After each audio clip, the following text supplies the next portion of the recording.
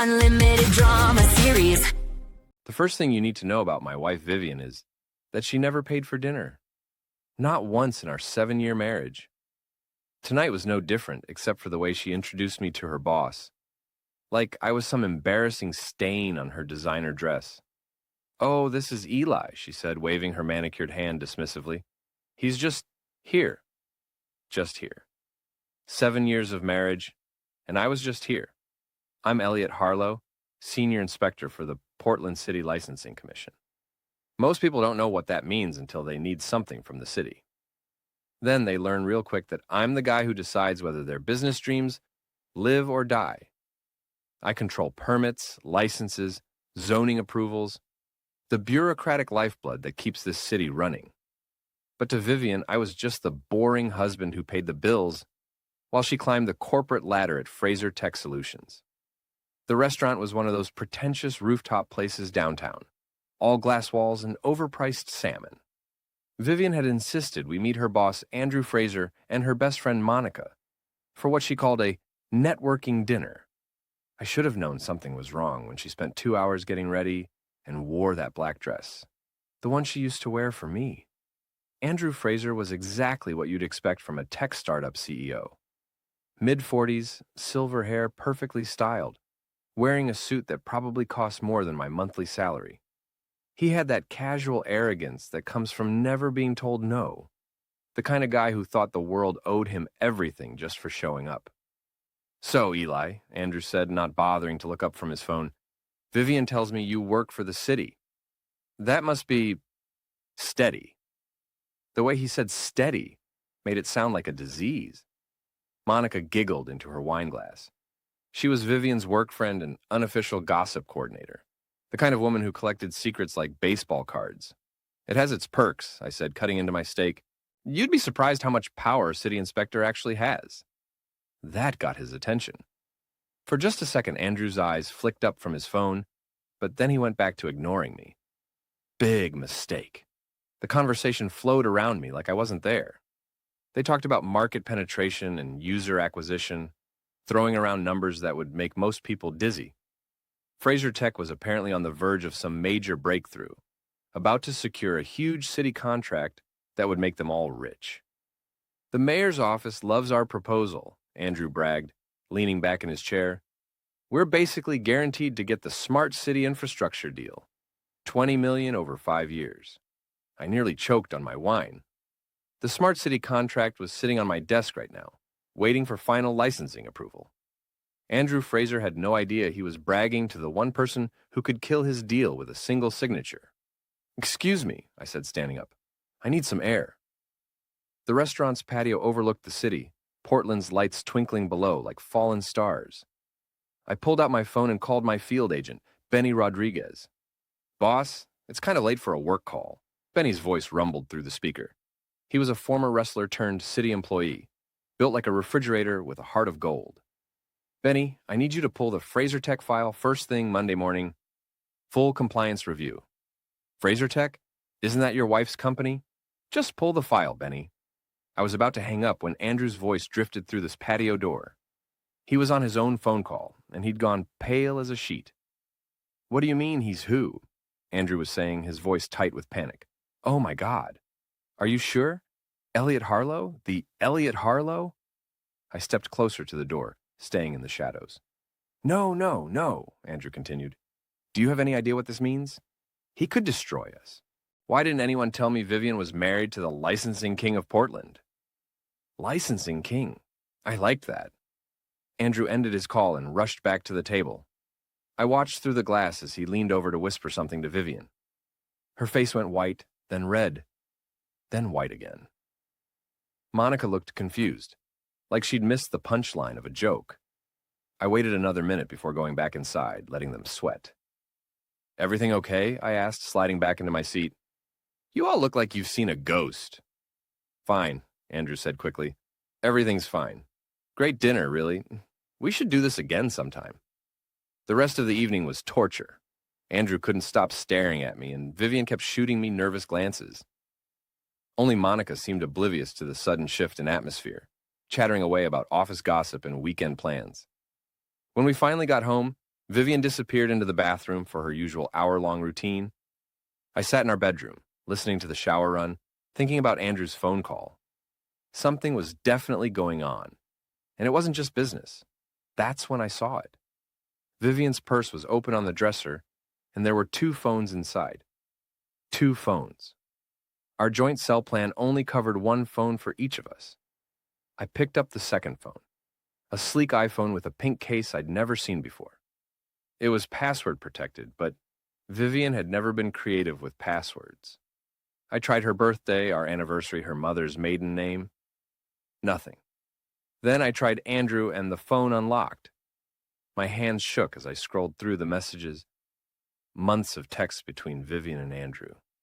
Lunch meetings that turned into hotel visits. Intimate photos I never wanted to see. And worst of all, their conversations about me. "He's so boring," Vivian had written just last week. "All he talks about is permits and city regulations. I need someone who understands ambition." "Don't worry, baby," Andrew had replied. "Once we get the city contract, we can go public. You can finally dump the dead weight." Dead weight. 7 years of marriage, and I was dead weight. The shower was still running. I quickly installed a tracking app on Vivian's secret phone, something I'd learned about during a fraud investigation last year. If she was going to play games, I needed to know the rules.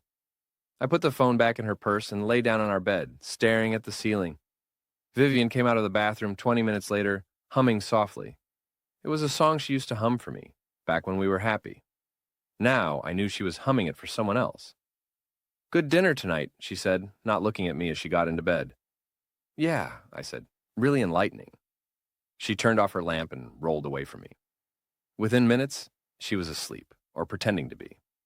I lay there in the dark, listening to her breathe, planning my next move. Andrew Fraser thought he knew who he was dealing with. Vivian thought she could play me for a fool. They had no idea what they'd just unleashed. I'm not just some boring city employee. I'm the guy who decides which businesses succeed and which ones fail. I'm the bureaucrat with the power to make or break dreams with a single stamp. And I was about to teach them both a very expensive lesson about respect. Monday morning came with the kind of gray drizzle that makes Portland famous. I sat in my office at the City Licensing Commission, watching the Fraser Tech file grow thicker by the hour. Benny had outdone himself, pulling permits, inspection reports, and compliance documents dating back 3 years. "This is interesting, boss," Benny said, dropping another stack of papers on my desk. His massive frame filled the doorway, and his usually cheerful face was serious. "Fraser Tech has been cutting corners. A lot of corners." I flipped through the documents. Fire safety violations at their main office, unpaid permit fees for their server room expansion, a zoning violation for operating a data center in a space zone for general office use. Any one of these issues could shut them down pending review. "How did they get away with this?" I asked. "Looks like someone in the previous administration was being flexible with enforcement," Benny said diplomatically. "But that was before your time as senior inspector." Before my time, which meant I had every right to conduct a full compliance review. My phone buzzed with a text from the tracking app I'd installed on Vivian's secret phone. She was at the Riverside Hotel downtown, the same place she'd told me she was having a client lunch last week. "Benny, how do you feel about doing some field work today?" "Always up for an adventure, boss. What did you have in mind?" An hour later, we were parked across from the Riverside Hotel in an unmarked city vehicle. The tracking app showed Vivian was on the 3rd floor, room 312.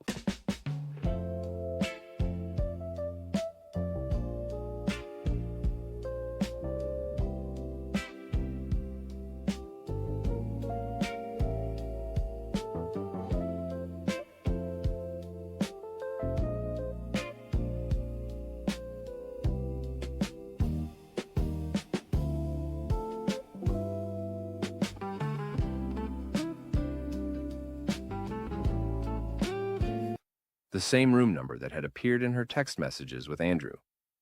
"Boss, are you sure about this?" Benny asked, unwrapping a sandwich that could have fed a small family. "I mean, I'm all for catching bad guys, but this feels personal." "Everything's personal when it comes to city compliance, Benny. Fraser Tech is operating outside their permitted parameters. It's our job to investigate. That's when I saw them. Andrew and Vivian walked out of the hotel together, his hand on the small of her back, her head tilted toward him in that intimate way she used to lean into me. They looked happy, comfortable, like they'd been doing this for months. Because they had been. I took photos with my phone, making sure to get clear shots of both their faces. Then I followed them back to Fraser Tech's offices, a gleaming glass building in the Pearl District that screamed, "We have more money than sense." Time for a surprise inspection, I told Benny. Fraser Tech occupied 3 floors of the building. The lobby was all modern art and uncomfortable furniture, designed to intimidate rather than welcome. The receptionist, a young woman with pink hair and multiple piercings, looked up nervously as Benny and I approached. "Can I help you?" I showed her my city inspector badge. "Elliot Harlow, Portland City Licensing Commission. We're here for a compliance inspection." The color drained from her face. I need to call Mr. Fraser." "No need," I said pleasantly. "This is a surprise inspection. We'll start with the server room." The next 2 hours were the most satisfying of my career. Every violation Benny had found in the files was worse in person. The server room was a fire hazard waiting to happen, with exposed wiring and inadequate ventilation. Their data storage setup violated 3 different city codes. The employee kitchen didn't have proper permits for the commercial-grade equipment they'd installed. Andrew appeared halfway through our inspection, his face flushed and his hair disheveled. He must have rushed back from his hotel rendezvous with my wife. "Mr. Harlow," he said, trying to sound calm. "What a surprise. Is there a problem?" "Several problems, actually," I said, making notes on my clipboard. "Fire code violations, zoning infractions, unpaid permit fees. The list goes on." "Surely we can work something out," Andrew said. "I mean, these are minor issues. Technical violations at most." I looked up from my clipboard and smiled. "Mr. Fraser, there's no such thing as a minor violation when it comes to public safety. I'm sure you understand." His jaw tightened. "Of course. We'll address everything immediately." "I'm afraid it's not that simple. Given the scope of the violations, I'm recommending a full operational review. That means Fraser Tech will need to cease all business activities until we can ensure compliance with city codes." Andrew's face went white. "You can't be serious. We have contracts, obligations. The city deal?" "The city deal?" I interrupted. "Oh, you mean the smart city infrastructure contract?" "Yes, I'm familiar with that proposal. Unfortunately, the city can't enter into contracts with companies that aren't in full compliance with municipal codes." I watched the realization hit him like a physical blow. His $20 million deal was evaporating before his eyes, and there was nothing he could do about it. "This is personal, isn't it?" he said quietly. "Mr. Fraser, I take all city code violations personally. It's what makes me good at my job." Benny cleared his throat. "Boss, we should probably get back to the office. Lots of paperwork to file." As we walked toward the elevator, I could hear Andrew on his phone, his voice rising in panic. "Monica, get everyone together. We have a problem. A big problem."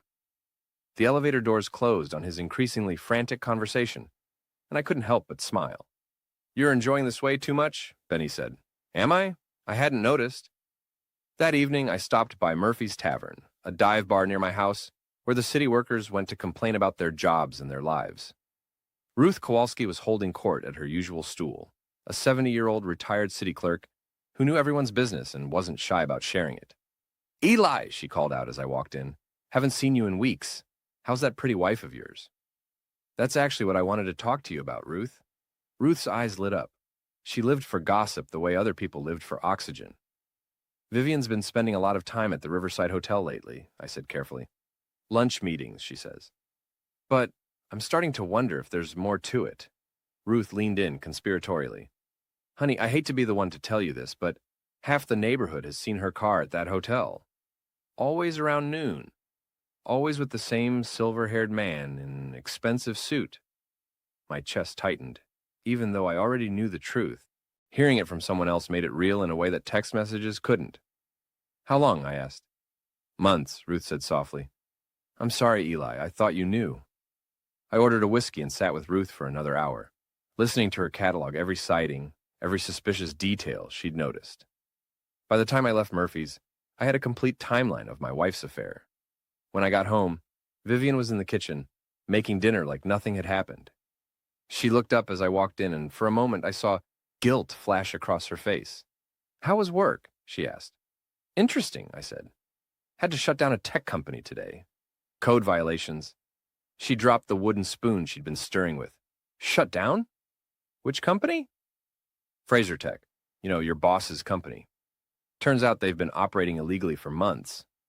Vivian's face went through a series of expressions: shock, anger, fear, and finally, resignation. "Eli," she said slowly, "we need to talk." "Do we?"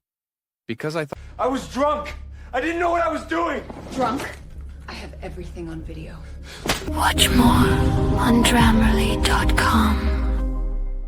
thought everything was fine. You said so yourself at dinner last night. She opened her mouth to say something, then closed it again. Her phone, the secret phone, buzzed in her purse. We both looked at it. "Aren't you going to answer that?" I asked. "It might be important." "It's nothing," she said quickly. "Nothing. Like your lunch meetings at the Riverside Hotel?" The words hung in the air between us like a loaded gun. Vivian's face crumpled, and for a moment, I almost felt sorry for her. Almost.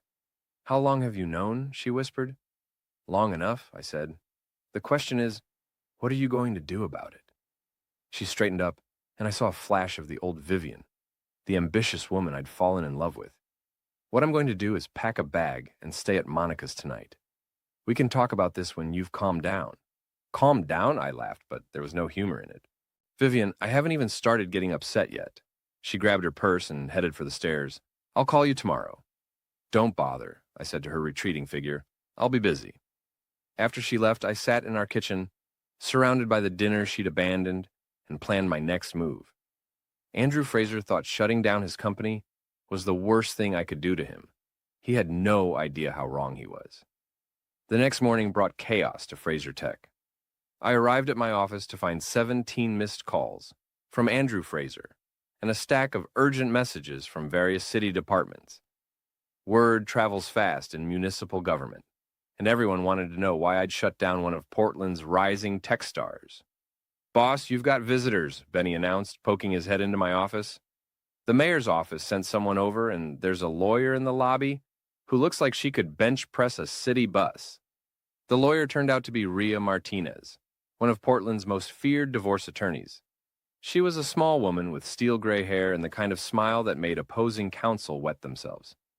"Mr. Harlow," she said, settling into the chair across from my desk, "I understand you might be in need of my services. Word travels fast. Faster when it involves shutting down a $20 million city contract.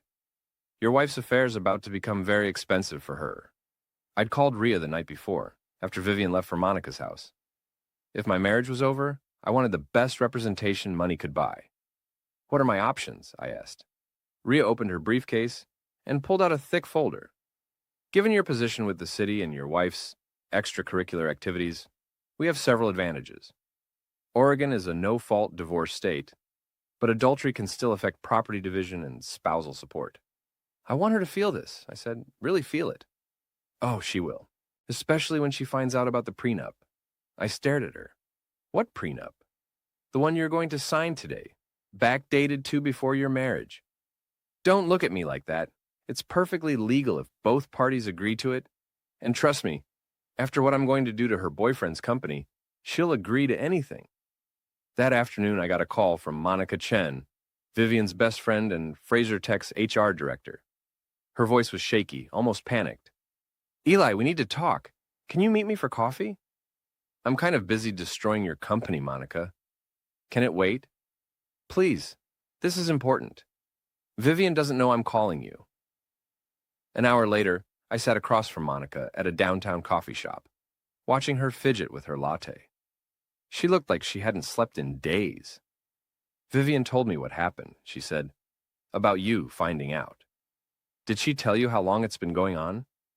Monica looked down at her hands. 6 months, maybe longer. "I tried to talk her out of it, Eli, I really did. But you covered for her. She's my friend, was my friend. I don't know anymore." Monica looked up at me with red-rimmed eyes. Andrew's lost it.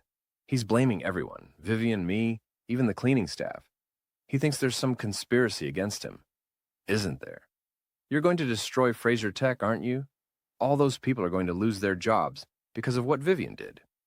I sipped my coffee and considered her question. Monica, those people are going to lose their jobs because Andrew Fraser ran an illegal operation. The affair just gave me a reason to look closer. But the timing? The timing is perfect, I interrupted. Andrew thought he could take my wife and my self-respect. Now he gets to learn what it costs to underestimate the boring city worker. Monica's phone buzzed. She glanced at it and went pale. What is it? Andrew just fired Vivian. He's blaming her for the inspections, as she must have told you about the violations. I felt a surge of satisfaction. Did she? Of course not. She didn't even know about most of them. None of us did. Monica looked at me with something like admiration. You really are the licensing king, aren't you? I prefer senior inspector, but I'll take it. That evening, I drove to Monica's apartment complex, where Vivian had been staying since our confrontation. The tracking app showed she was inside, probably crying into a bottle of wine and planning her next move. I didn't go up. Instead, I sat in my car and called Rhea. The divorce papers are ready, she said. When do you want to serve them? Tomorrow at Fraser Tech. Make sure there's an audience. Eli, that's brutal, even by my standards. She introduced me as just here to the man she was sleeping with.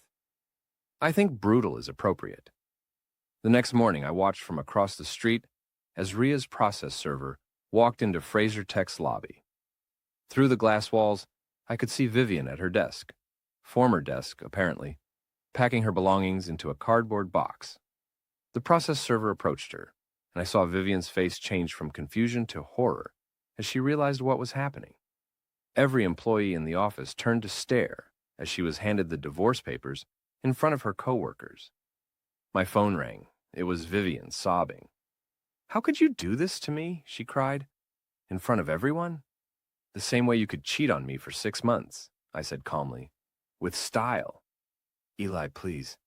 We can work this out. It was a mistake. A stupid mistake. The only mistake was mine, Vivian. I should have seen what you really were a long time ago. What do you want? Money, the house? I'll give you whatever you want. I don't want anything from you, I said. I want you to understand what it feels like to lose everything that matters. I hung up and walked back into my office, where Benny was waiting with more Fraser Tech documents. The state fire marshal wants to do their own inspection, he said, and the IRS is asking questions about their tax filings. Interesting. What kind of questions? The kind that come with federal investigations and possible criminal charges. I leaned back in my chair and smiled. Andrew Fraser's empire wasn't just crumbling. It was being demolished by every regulatory agency in the state.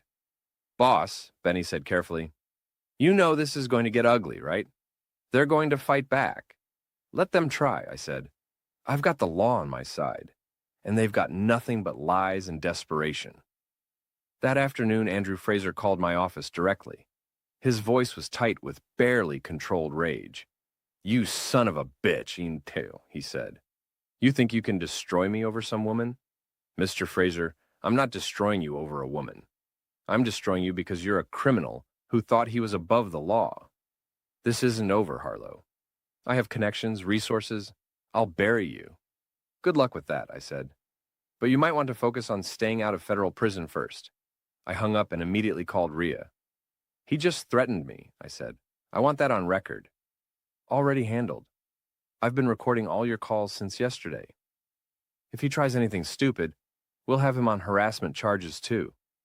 That evening, I went back to Murphy's Tavern, where Ruth was waiting with the latest neighborhood gossip. Your wife came by the house today, she said. Looked like hell, if you don't mind me saying so. What did she want? To know if I'd seen you with anyone else. I told her the only person you'd been spending time with was that lawyer. I raised my glass to Ruth. To good neighbors and better lawyers. To men who know how to fight back, Ruth replied. As I drove home that night, I passed the Fraser Tech building. Most of the lights were off, and there was a for lease sign in the lobby. Andrew's empire had lasted exactly 3 days under regulatory scrutiny. But I wasn't done yet, not even close. Tomorrow, I was going to show them what real power looked like. Friday morning arrived with unseasonable sunshine, as if the weather itself was celebrating my impending victory. I sat in my office, reviewing the final reports from the Fraser Tech investigation, when Benny knocked on my door. "Boss, you've got company. The angry kind." Before I could respond, Andrew Fraser pushed past Benny into my office. He looked like he'd aged 10 years in a week. His silver hair was disheveled, his expensive suit wrinkled, and his eyes had the wild look of a desperate man. "You destroyed everything," he said, his voice shaking with rage. 20 years of work, hundreds of jobs, millions of dollars, all gone because you couldn't handle your wife preferring a better man. I leaned back in my chair and studied him. "Mr. Fraser, you destroyed yourself." "I just did my job." "Your job? Your job is to rubber stamp permits and collect fees. You're nobody, a bureaucratic nobody who got lucky." "That nobody just cost you $20 million, I said pleasantly. "How does that feel?" Andrew stepped closer to my desk, his hands clenched into fists. "I could destroy you. One phone call to the mayor, one complaint about abuse of power, and you'll be filing unemployment. Go ahead, make the call." He pulled out his phone and dialed. I watched his face change as whoever answered explained that the mayor's office was fully supportive of my investigation and that Andrew Fraser was no longer welcome at City Hall. "Impossible," he whispered. "You really don't understand how this city works, do you?" I said. "I've been here for 15 years. I know every council member, every department head, every bureaucrat who makes this place run. You're just some tech bro who thought money could buy you anything." "Vivian was right about you," Andrew snarled. "You are pathetic. A small petty man who can't stand to see others succeed." "Vivian said that, did she? Interesting. When was this conversation? Before or after you fired her and blamed her for your problems?" Andrew's face flushed red. "She came to me, begging for another chance. Said she'd do anything to save the company. Anything at all." The implication hung in the air like poison. I felt something cold and sharp twist in my chest. "Get out of my office," I said quietly. "Or what? You'll have me arrested?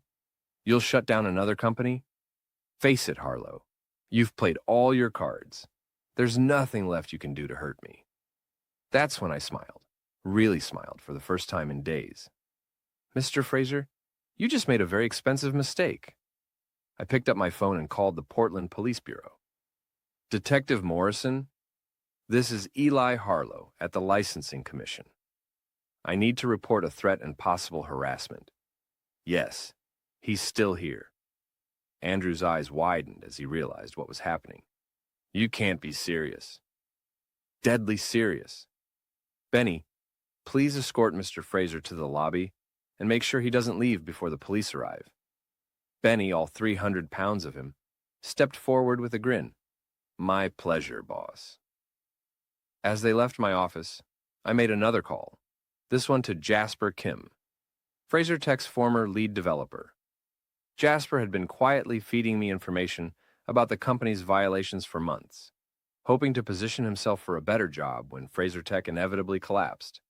"Jasper, it's Eli Harlow. I need you to come to my office this afternoon. Bring everything." "Everything?"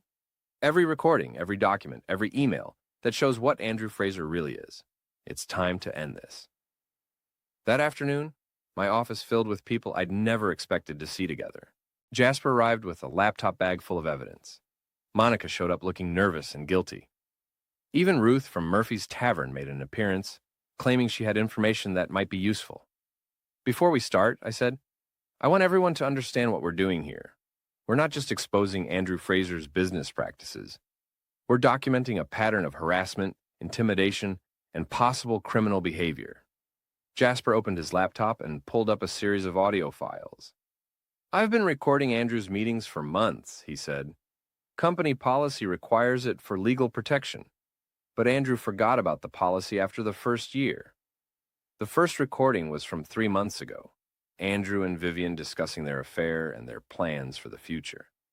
Once we get the city contract, Andrew's voice said through the laptop speakers, we can go public with our relationship. You can divorce that loser husband of yours, and we'll run Fraser Tech together. What about the employees who might object? Vivian's voice asked. We'll fire anyone who causes problems. Monica's already identified the potential troublemakers. I looked at Monica, who was staring at her hands in shame.